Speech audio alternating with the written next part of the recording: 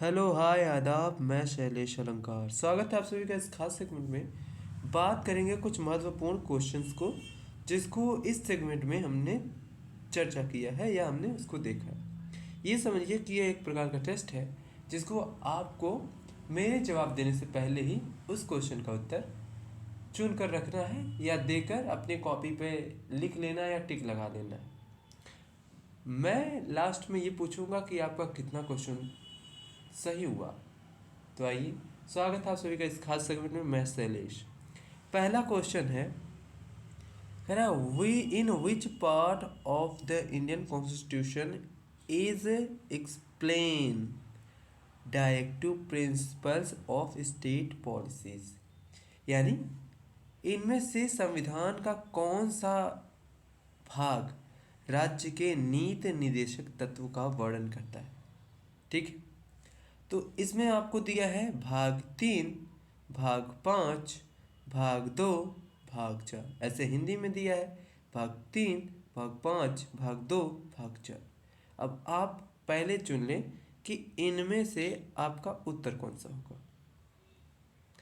चलिए, उम्मीद करता हूँ आपने उसे चुन लिया होगा। इस क्वेश्चन का उत्तर है, कह रहा है राज्य के नीति निर्देशक तत्व।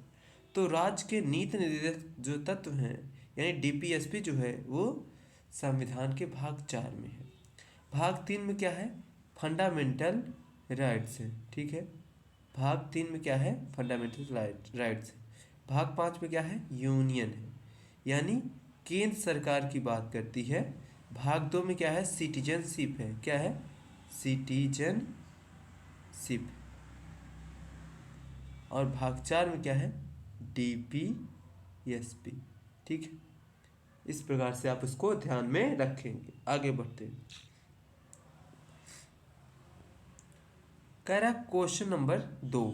क्वेश्चन नंबर 2 क्या कहता है, इसको देखेंगे। ये अंग्रेजी में भी हिंदी में भी है, दोनों लैंग्वेज में बाइलिंगुअल है।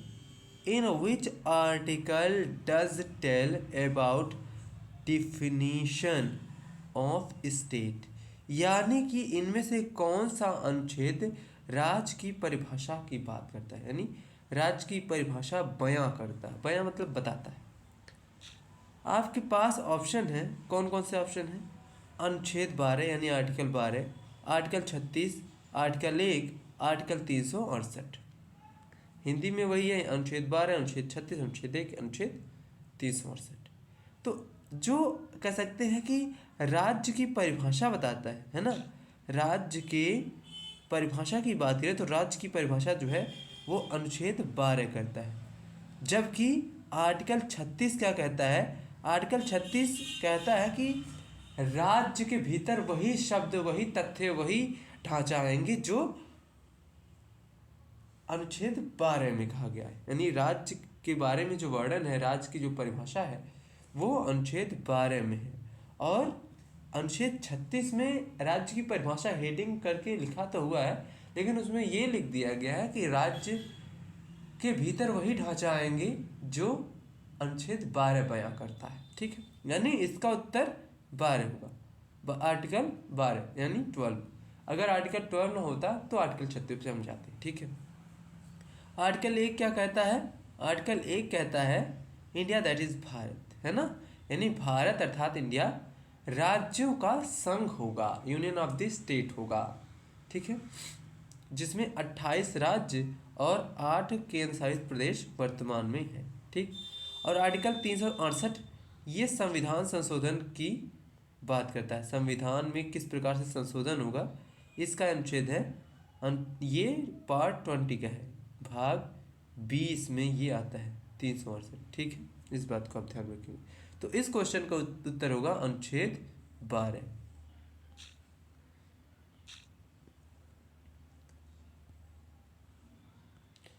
अगला क्वेश्चन है, कह रहा when was added in our constitution fundamental duties.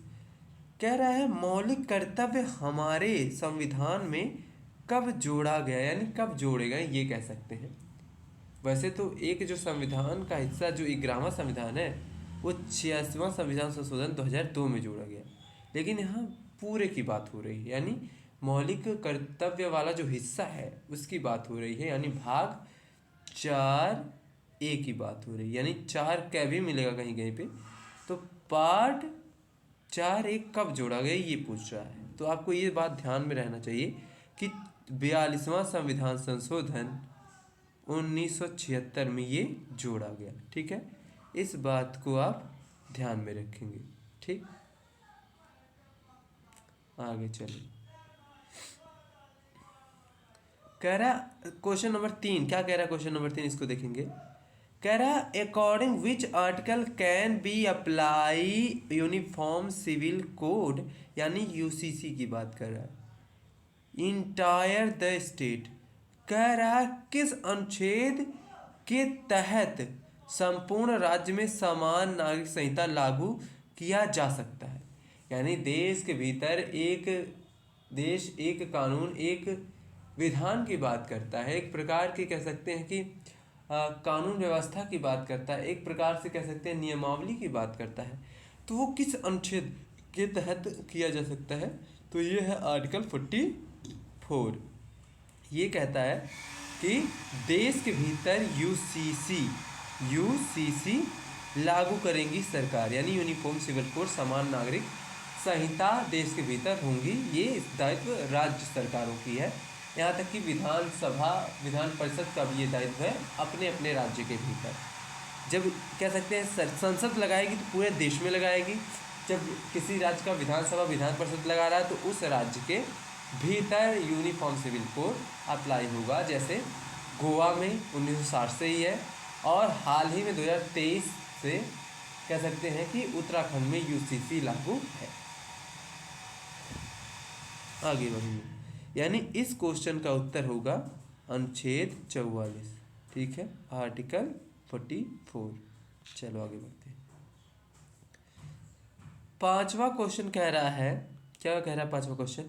During emergency the president can suspend all fundamental rights except which article.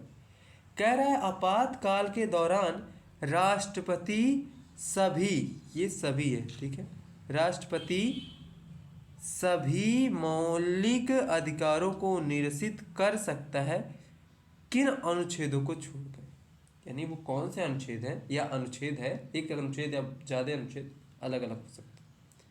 वो कौन से अनुच्छेद हैं जो आपातकाल के दौरान भी राष्ट्रपति उसको छोड़ सकते हैं और बाकी कह सकते हैं मौलिक अधिकारों को सस्पेंड कर सकती है कुछ समय के लिए। तो इसका जो उत्तर है, ये उत्तर है आर्टिकल 20 और 21। ठीक है, जबकि आर्टिकल 23 और 24 क्या है? शोषण के विरुद्ध आवाज़ है। ये आर्टिकल 14 से 18 क्या है? समता का अधिकार है। इस बात को ध्यान में रखेंगे। तो इसका उत्तर हो जाएगा आर्टिकल 20 और 21, यानी अनुच्छेद 20 और 21। ठीक, आगे देखेंगे। छठा क्वेश्चन कह रहा है according article 32 how many writs can be issued by Supreme Court. कह रहा है अनुच्छेद 32 के तहत उच्चतम न्यायालय कितने रिटों को, यहाँ हिंदी में देखेंगे, अनुच्छेद 32 के तहत उच्चतम यानी सुप्रीम कोर्ट की बात कर रहा है, न्यायालय कितने प्रकार के रिटें जारी कर सकता है। ठीक है, रिट मतलब एक विशेष अधिकार जो सुप्रीम कोर्ट के पास 5 प्रकार की हैं और हाई कोर्ट के पास 6 प्रकार की हैं। ठीक है, रिट के मामले में हाई कोर्ट के पास अधिक संख्या। इसमें ऑप्शन है, कह रहा है एक प्रकार की रिट, कह रहा है केवल 1 प्रकार, केवल 2 प्रकार, केवल 3 प्रकार और केवल 4 प्रकार। तो मैंने आपको बताया कि सुप्रीम कोर्ट के पास केवल 5 प्रकार की रिटें हैं, जबकि हाई कोर्ट के पास 6 प्रकार के, तो 5 सही हो जाएगा। ठीक,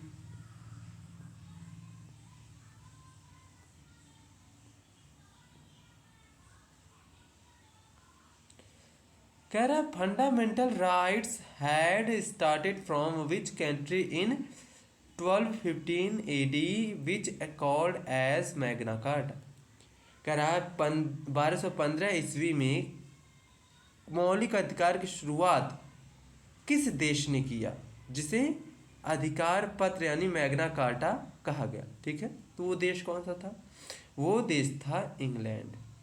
यहाँ के राजा जॉन यानी किंग जॉन ने ये अधिकार पत्र की घोषणा किया था, जो कह सकते हैं पहला लिखित पत्र था जो ब्रिटेन या इंग्लैंड के नागरिकों को प्रदान किया गया 1215 ईस्वी में। ठीक है, इस बात को आप ध्यान में रखिए।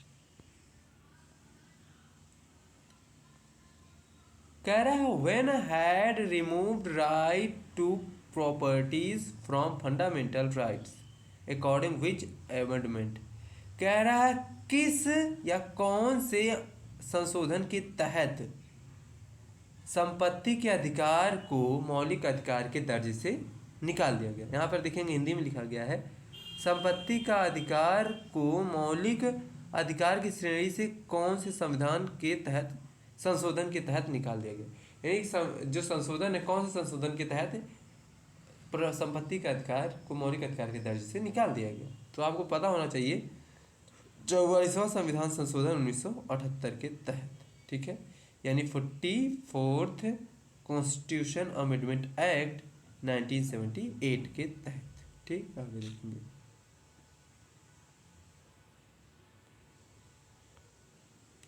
क्या tax exemption says according which article. कर संकायों में छूट की बात कौन सा अनुच्छेद करता है, यानी कौन से अनुच्छेद के तहत जो टैक्सेशन है वो छूट दे सकता है। ये टैक्सेशन कह सकते हैं मौलिक अधिकार से संबंधित है। आइए देखते हैं। ये जो टैक्सेशन है वो आर्टिकल 27 के तहत कह सकते हैं कि जो धार्मिक विधि विधान है या धार्मिक कर्मकांडों में जो धन मिले हैं उसमें, या फिर जो धन हम खर्च कर रहे हैं उसमें टैक्स नहीं लगेगा। ठीक है, यानी अनुच्छेद 27 के तहत ये बातें कही गई हैं कि धार्मिक अनुष्ठानों में या धार्मिक क्रियाकलापों में मिले धन या खर्च किए धन पे कोई टैक्स नहीं लगेगा। क्वेश्चन नंबर 10 कह रहा है in which article of fundamental rights written about right to properties. कह रहा मौलिक अधिकार के किस अनुच्छेद में संपत्ति का अधिकार लिखा गया था, यानी था ये अब निश्चित हो गया है पर फिर भी किस में लिखा गया था ये आपसे पूछ रहा है। Article 19, article 31, article 14, article 28। Hindi में अनुच्छेद 19, अनुच्छेद 31, अनुच्छेद 14, अनुच्छेद 28। तो आपको ये पता होना चाहिए अनुच्छेद जो 31 है वो क्या है, वो संपत्ति के अधिकार की बात करता है। आगे चलेंगे।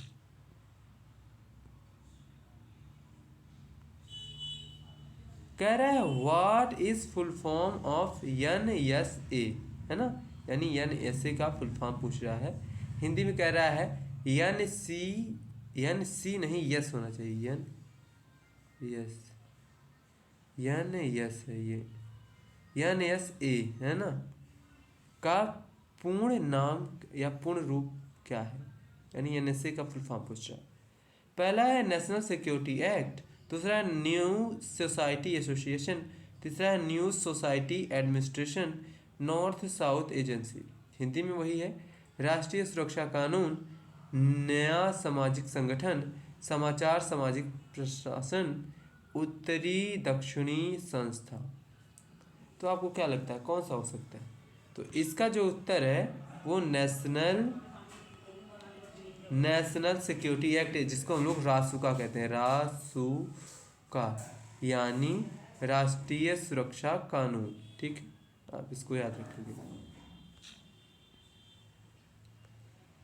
अनुच्छेद 12 माफ करें क्वेश्चन 12 क्या कहता है? Question number 12 which article does describe end of titles, यानी कौन सा अनुच्छेद उपाधियों के अंत की व्याख्या करता है, यानी ऐसा कौन सा आर्टिकल है जो उपाधियों को खत्म मानता है, उपाधियों के अंत की बात करता है। ये मौलिक अधिकार के ही हिस्से हैं, 18, 19, 20, 17 ये सब मौलिक अधिकार में आते हैं।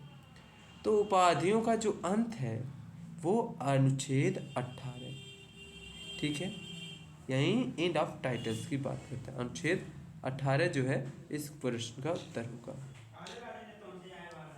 आगे देखें, कह रहा है question number 13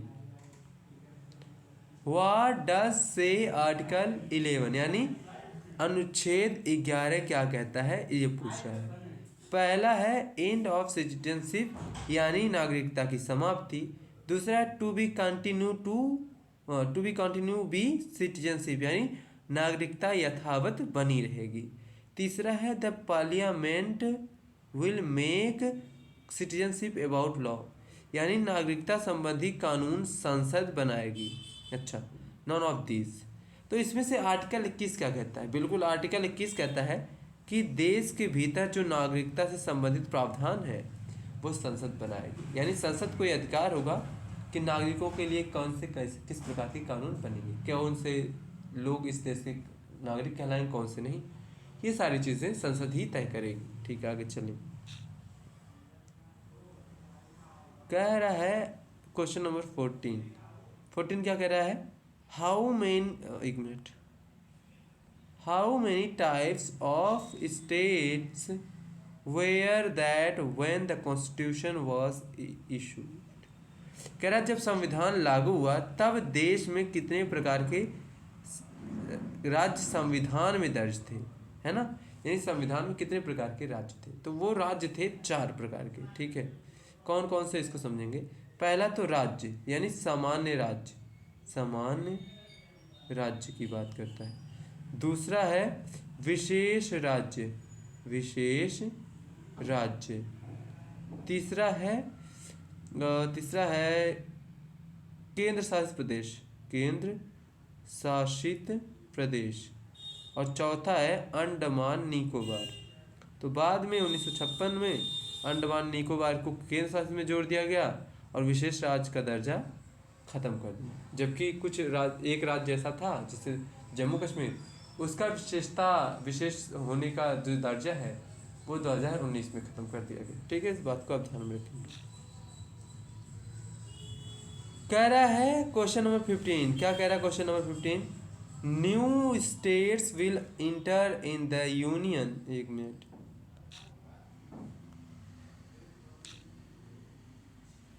new state will enter in the union according which article, यानी नए राज्यों का संघ में प्रवेश होगा किस अनुच्छेद के तहत? यानी कौन सा अनुच्छेद है जो ये कहता है कि नए राज्यों का संघ में प्रवेश होगा?